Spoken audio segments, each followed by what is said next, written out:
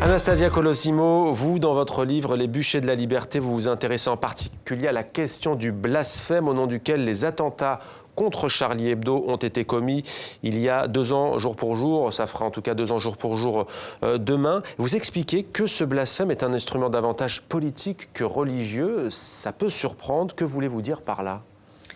Ce que j'ai essayé de montrer dans ce livre, ça part évidemment des attentats contre Charlie Hebdo. Moi, j'avais travaillé sur le blasphème depuis plusieurs années avant. Et ce que j'ai essayé de montrer, c'est que le blasphème, dont très naturellement on se dit que c'est un concept parfaitement religieux, en réalité intéresse beaucoup plus les politiques et le politique. Et ça, depuis le départ, je pars d'un exemple qui est connu, c'est l'exemple de Socrate. Donc avant même la domination des monothéismes dans notre civilisation, l'exemple de Socrate, c'est exactement celui-là. C'est un homme qui est condamné pour impiété, mais en fait, derrière ça, il est condamné parce qu'il corrompt la jeunesse, parce que en remettant en cause les dieux, en fait, il remet en cause le pouvoir en place. Et donc, c'est cette espèce de relation qui a très très forte dans l'ancien monde, en fait, jusqu'à nos sociétés contemporaines, entre le pouvoir politique et le pouvoir spirituel, qui souvent ne font qu'un, ou en tout cas le pouvoir politique repose sur une autorité spirituelle. Et sur ce pouvoir politique, il surfe justement sur la question du religieux pour pouvoir adhérer massivement, peut-être ?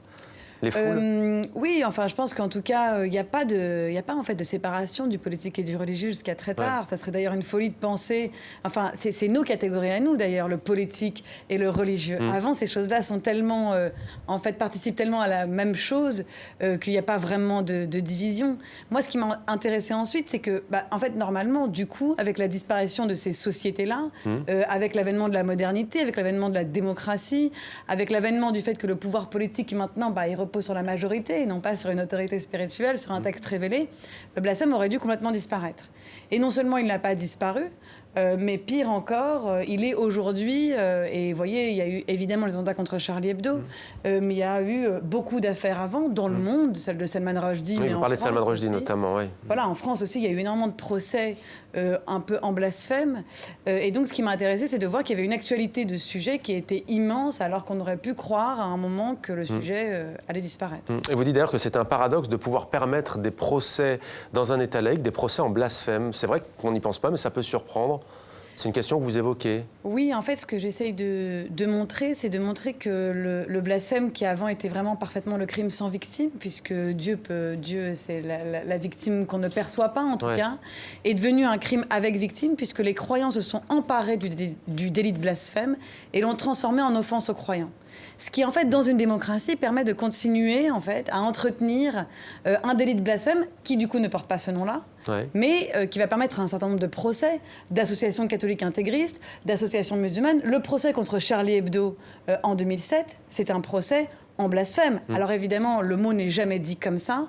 On parle de provocation à la haine, de provocation à la discrimination, mais on voit qu'en fait, c'est installé dans la loi française et dans la jurisprudence française une très grande confusion entre du blasphème religieux pur, le fait de parler mal d'une communauté, le fait de parler mal d'un individu, le blasphème républicain aussi. On parlait de la Marseillaise, mais le drapeau, la Marseillaise sont protégés aussi par la loi. Et ensuite, la dernière étape, c'est les lois mémorielles, avec la protection de vérité historique. Et on voit qu'en fait, il y a une très grande confusion qui donne... La loi Guesso notamment. La loi Guesso notamment, la loi aussi sur le génocide arménien.